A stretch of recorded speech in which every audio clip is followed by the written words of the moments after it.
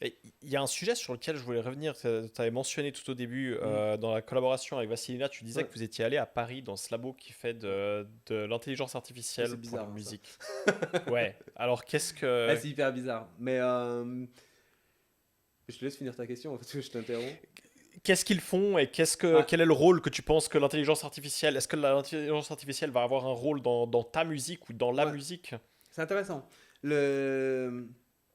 Quand j'ai commencé à aller là-bas, les gens m'ont dit ah, mais en fait, c'est quoi? Tu sais plus faire des morceaux? T'as besoin d'un outil pour faire des morceaux, machin. Puis je dis bah non, déjà, j'aimerais aller voir parce qu'on m'invite. Puis en règle générale, moi, quand on m'invite quelque part et puis que le sujet a l'air à peu près intéressant, ben, j'y vais. Puis j'essaie de me faire ma propre idée, quoi, mon propre point de vue. Et puis, en fait, basiquement, c'est un studio de recherche fondamentale. Donc, on peut pas leur dire, tiens, euh, faites des outils pour faire des tubes. C'est pas ça. Eux, ils créent des outils. La musique, c'est toujours été intimement lié à l'évolution de la technologie. Qu'on le veuille ou non, euh, là, on écoute la musique maintenant en MP3 sur Spotify. Ben, ça, c'est possible uniquement grâce à des avancées technologiques. Et qu'on le veuille ou non, ça a influencé les créatifs. Euh, la musique classique, il y a des violons. Si les violons n'existaient pas, ben, on l'écrirait différemment, la musique. Donc pour moi, c'est un faux débat, le truc de la technologie, c'est mal par rapport à la musique. Non. Après, tu choisis de l'utiliser ou pas, quoi.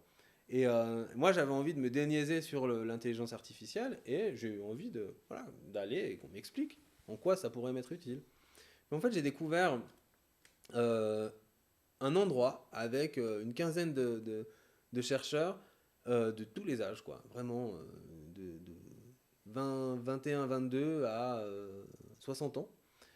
Des gens qui posent des problématiques. J'en donne une au hasard, je sais pas si c'est secret, mais bon, ma foi, je me lance.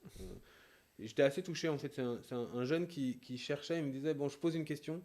Quand on écoute un morceau, est-ce que c'est possible d'avoir un outil qui va pouvoir extraire le son de la guitare et puis euh, expliquer comment le son de guitare, avec quelle pédale, enfin comment recréer ce son, avec quelle pédale le son a été fait, quel réglage, etc. Et j'ai dit d'accord, mais ça me paraît complexe. Il dit oui, c'est complexe, mais j'ai 2 ans pour le faire. Je sais pas si ça va marcher, mais je me lance. Et bah moi j'ai passé une semaine la première fois au studio et je le voyais tous les jours arriver, on allait manger le midi ensemble.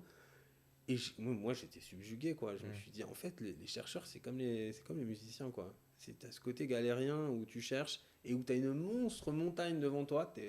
Au départ, c'est impressionnant. Puis après, tu raffines un peu le truc et tu n'es pas sûr que ça marche, quoi. Et, et donc, déjà, j'ai nagé dans ce milieu-là. Ouais, j'étais bien, hein. C'est vraiment, quand tu es entouré que de gens comme ça, tu es super bien.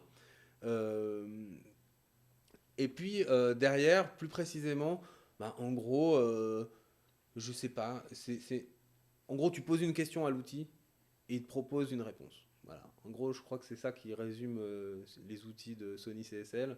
C'est, par exemple, il y a un logiciel où tu fais 3 accords, tu laisses un blanc, tu refais 3 accords derrière et tu poses la question au logiciel. Hmm. À quoi tu penses dans le trou? Qu'est-ce que tu aurais à me proposer? Le logiciel a appris l'harmonie, mais il l'a appris mieux que beaucoup de gens.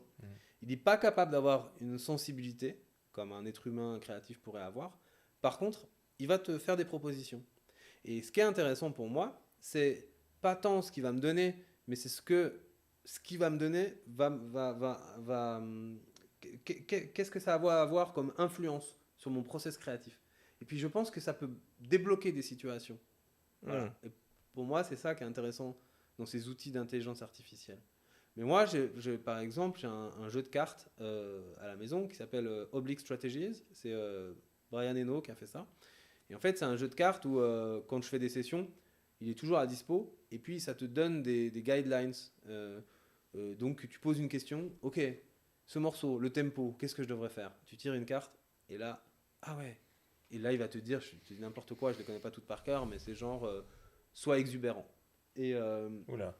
Une me fait petite, attaquer par une guêpe. une fan. Et soit exubérant.